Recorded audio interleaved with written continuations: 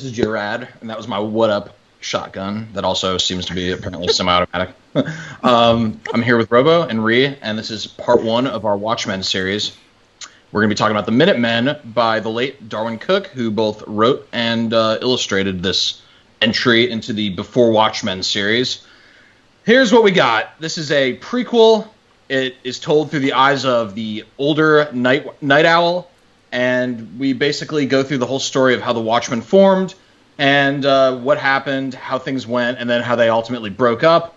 Did I say the Watchmen? I meant the Minutemen. Mm-hmm. They're, yeah, it's all told with this backdrop of he's writing a book that nobody wants him to release, but he's just super committed to releasing this book anyway. But what we found out at the end, spoiler, is that there's some skeletons in his closet as well that might actually impact his decision. So, without further ado, let's bring it to the panel of geniuses here. What do you guys think? Meh. What was your impression? Meh. It was fine. I think we're gonna have this theme running through the whole show, where the bottom line is this. I'm going to go all the way to my end summary and go, we didn't need any of these books. So if you ask me what I thought about every volume, it's going to start off the same way. We didn't need it. You didn't tell me anything super interesting or mind-blowing that gives me, and that's what I want out of something new. Each one of these books that comes out, why I was excited, because I'm not really a huge purist, why I was excited for each and every one of these books to come out is because I love the world of Watchmen so much and love the world of Alan Moore's Watchmen that give me more. Show me something I didn't know. So when we have Before the Watchmen... So, yeah. Huh? So it was... Alan Moore. It was 6... We had like 6 issues, you know what I mean? Oh yeah, finger guns, I forgot. Yeah, we got finger guns. What we have, it's 6 issues that only really adds 2 relatively small things to the entire tapestry. First and foremost, let's talk about the redeeming qualities of this book. One of the characters that's only basically implied in Alan Moore and Dave Gibbon's original Watchmen is this Silhouette character, and what we have here is actually a very rich story about the Silhouette, how she was a Holocaust survivor, and how she's committed her life to hunting and killing pedophiles, which badass in my opinion. Yeah, definitely makes her the most badass of the original Minutemen team. So, I mean, it's that part's cool. Oh, yeah, go Ree. Can we talk about her treatment? You know, like she comes out and... She comes out of the closet and they kick her out of the fucking Minutemen. Yep. And then gets murdered for being gay. That's right. She gets murdered for being gay, and that's her hero's journey. Her story is tragic. To add to it, Hollis, the night owl, falls in love with her. And he's kind of like in this weird like friend zone area, not to put a negative connotation on it, but where he's in love with her, and she unrequited only love. sees him as a friend. Yeah, he has this unrequited love for her, and there's one scene that's like awkward. They acknowledge it's embarrassing in the story, and I'm still embarrassed for him. Where she gets her shit kicked in, and she's like taken to her friend's house, who's a doctor. And Hollis drops her off there, and he comes back the next day with flowers, and he's standing in the doorway with flowers, being told, like, basically it dawns on him that this is her lover, and he's, like, being a complete asshole, you know what I mean? Oh, these flowers, they're for me. I eat flowers. And I wonder why they included that. Like, what was the purpose? I guess the purpose was that she's a lesbian. I can't think of, like, a deeper meaning to that specific thing, you know? I'll tell you why. It almost makes it about him. I'll tell you why I think they did it. And it actually, the reason why I think they did it is a problem I have with the whole Minutemen story in general. Before I get to that, let me say that you talk about redeeming qualities. The art, for me, I really think that the art that Darwin Cooke put into this worked well. I saw it. It had that like kind of golden agey feel, almost like the animated Batman kind of look to it, which was also trying to get that golden age deal. But it was like powerful. Noir vibes. Right, but it was powerful. It had hard punches. When we got to the fight with with the Hooded Justice at the end. It was dark. It was, shocking. So I think he did great with the art. I think the colors. There was a scene in there where we get through the Hooded Justice. And you see the Hooded Justice going after at the very beginning with the dude he's about to throw out the window, and only like the hood is red, and so he uses like this grayscale kind of paneling with the red behind it. I really like the art. Now, to talk about what I didn't like about it was any kind of reference that Alan Moore made to the Minutemen was this whole. It was a narrative based off of what people do all the time, where we look into our past with rose-tinted glasses. We talk about the Greatest Generation. We talk about making America great again. And then when we start thinking about what happened in those days, we're like, well, they weren't that great. But that's part of the Watchmen. That's part of Alan Moore's story. Like, no, let's show you. And what they did was, it was supposed to be a compare and contrast. We did see the comedian, do his deal with, when they had the affair and then he had the sexual assault. And we got a peek into the fact that we probably knew they weren't great people. But the idea that they appeared great and then juxtapose that with the current Watchmen between the Minutemen, that was all about you're right. But the whole thing behind that was the subversion. So then you go read a Minutemen and go, okay, now we're going to subvert the subversion, and we get to see just how big of pieces of shit they were. Captain Metropolis, Mr. Metropolis, whatever the fuck his name was, he only wanted to do it to make money. There was a boom for this thing, so he did it to make money. Same dollar thing. Bill's a corporate shill. He was a mascot, an actor who wanted to act. And then to cap it off, to really the two biggest ones. One you already mentioned. One you already alluded to. But the first huge hit on the Minutemen is their blatant and like not even hidden homophobia to a murderous level, right? So then that's what that's supposed to show us. Like, this is how bad the Minutemen are. This is them. And then the second one is, if you want to talk about how it ended, with regard to Night Owl and him killing the Hooded Justice. So the framework and sort of the glue holding this whole 6-issue miniseries together is that Hollis is writing this tell-all that basically covers everything Robo's sort of said about how under the hood it's just gross, it's disgusting. Like, they're homophobic, there's abuse, there's cover-ups. They took their first mission was to take out like this supposed Japanese bomb smuggling ring. They end up blowing up a warehouse full of fireworks. Completely illegitimate attack, and they all agree to cover it up. Like, there's never been a sincere chapter of this Minutemen history, and Hollis is the one who's about to blow the top off of it with his tell-all book because of his values and his commitment to the truth. But then he finds out horseshit. Yeah. Then he finds out that he's actually, there's blood on his hands too, because he was manipulated by the comedian into supposedly killing Hooded Justice. And it's a bunch of minutia. You don't need to hear it here. If you want to read it, you can read it. But ultimately, he finds out that he's got a skeleton in his closet too.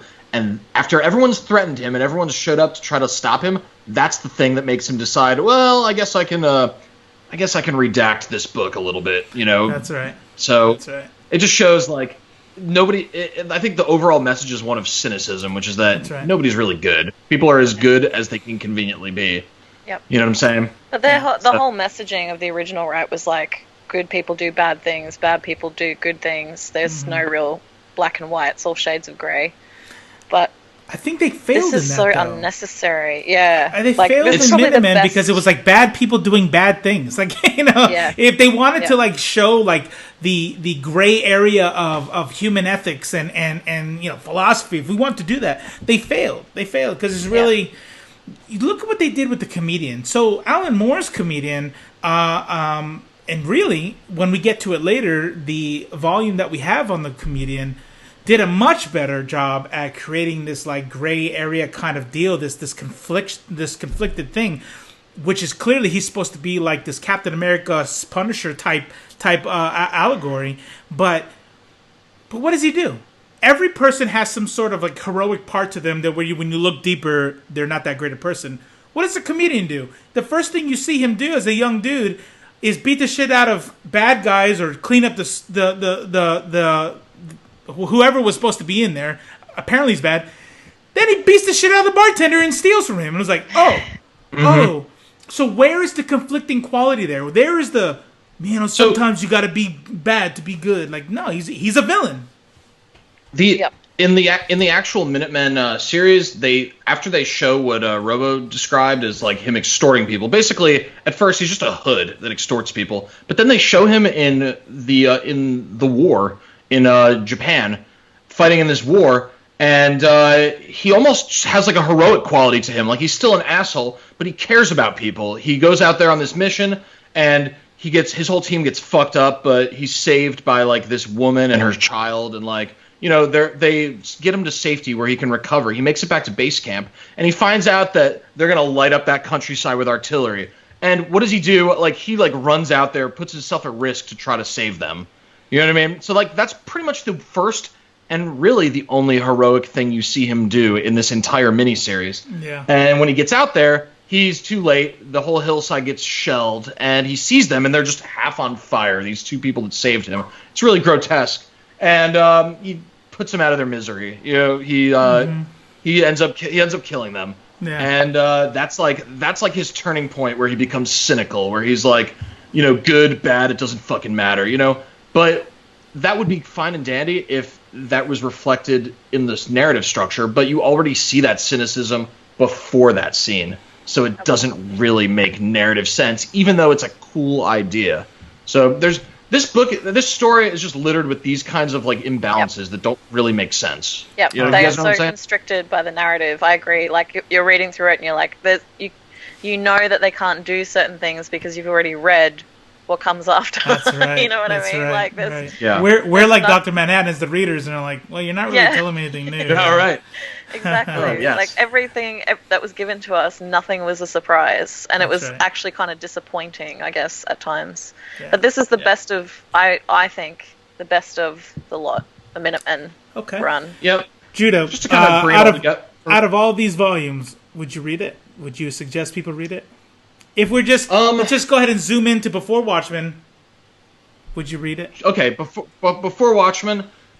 If all you were ever going to read was Before Watchmen, which is a terrible idea, but if that's you hypothetically, I would say this is the best of the Before Watchmen, and it is a complete narrative. So you can read this and enjoy just this story. So I would give it a wavering thumbs up. I would give it a sideways to up thumbs up. Joaquin Phoenix. We'll see if I can animate Soul Flare like I don't know. Maybe. Yeah. Give me like a Soul Flare. It's not horrible. It's not boring. It's not horrible. It's just not necessary or particularly mind blowing. That's all.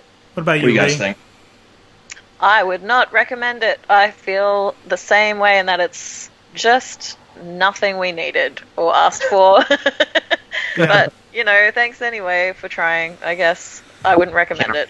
Okay. Can't argue. I would say again, it subverts the subversion of the original, and it's trite. I would not recommend it. Wow. Stay tuned. So spoiler alert. If all three of us agree that this is the best, and only one out of three of us recommends it barely, doesn't bode well. The law of averages say burnt.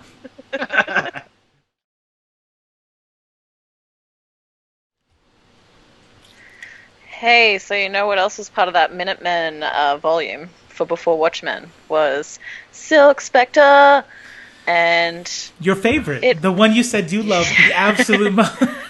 So great. So great. What's that test that they give female characters? Is it Bechdel or something where they The Bechdel test. Bechdel, that's it. And they have to have a conversation that's not centered around a fucking man to be existing properly in the world. Yeah, so Laurie and what's her mom's name? Sally Jupiter. Fucking hell. Sally. They never do that shit. They're Yeah. constantly centered around the fucking men. Anyway, so the summary of this 4-issue series is we see Laurie as like a small child with the hatred for her father burning strong. And how original.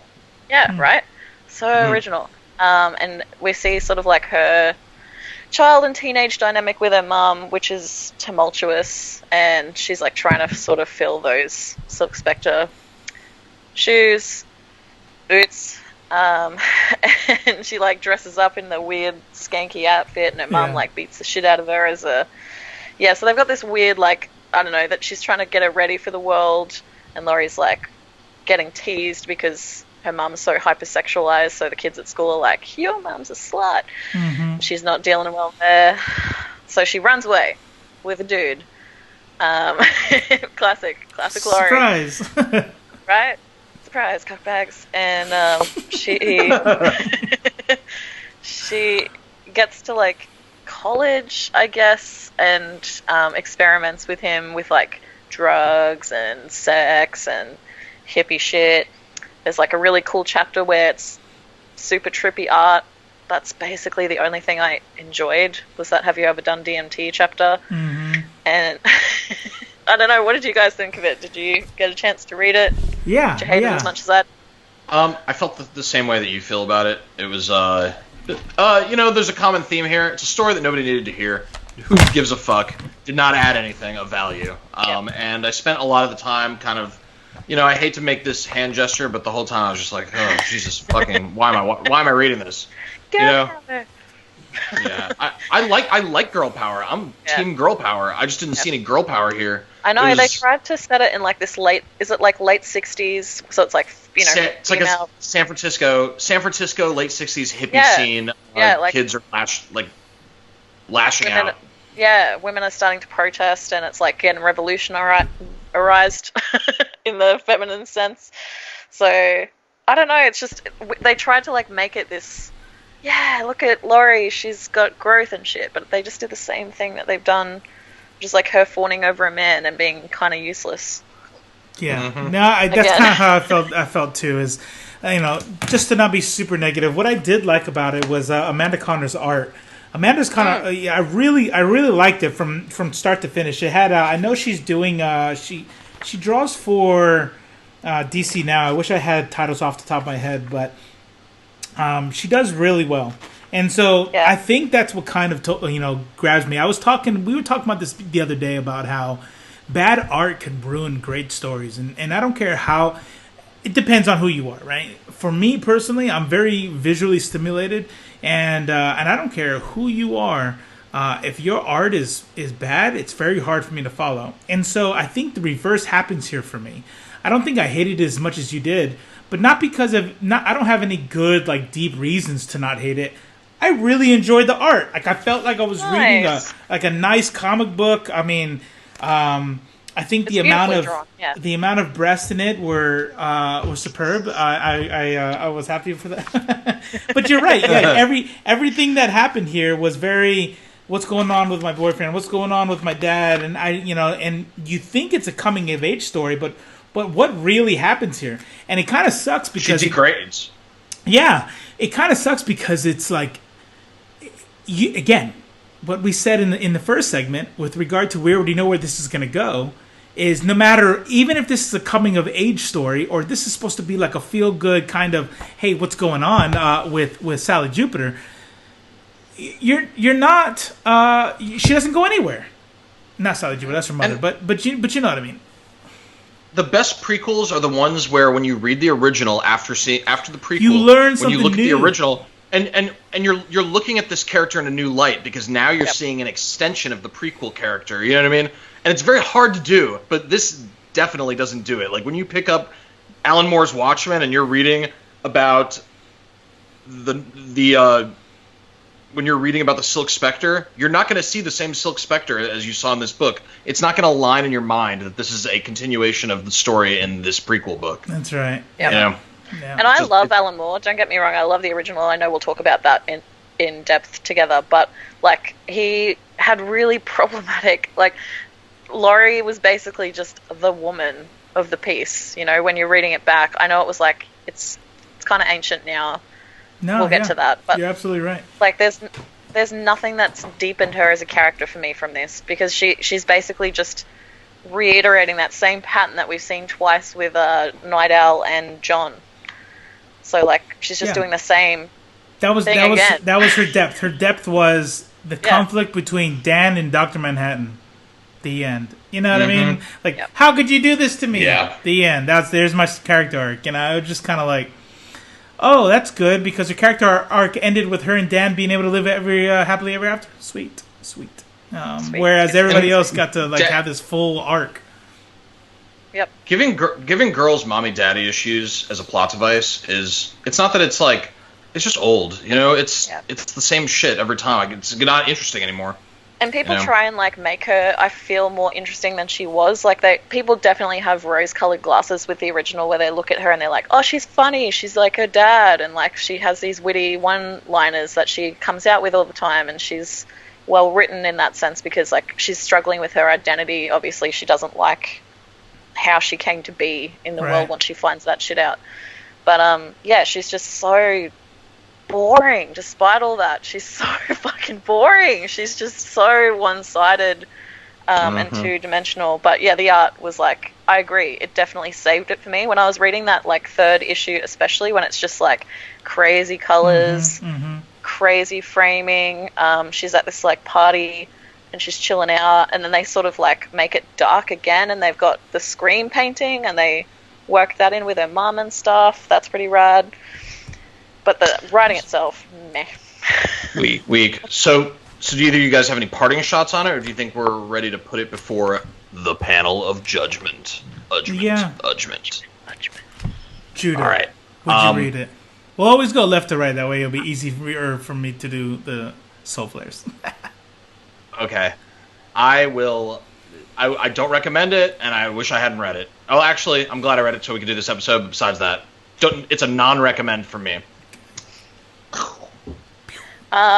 Would I recommend it? No. Sorry. What if I was just plot twist at the end? Yeah, it's fucking great. Brilliant. 100%. And I do have one last thing to say. Psych, it was the best thing ever. Starting over. No, I'm just kidding. John Cena. What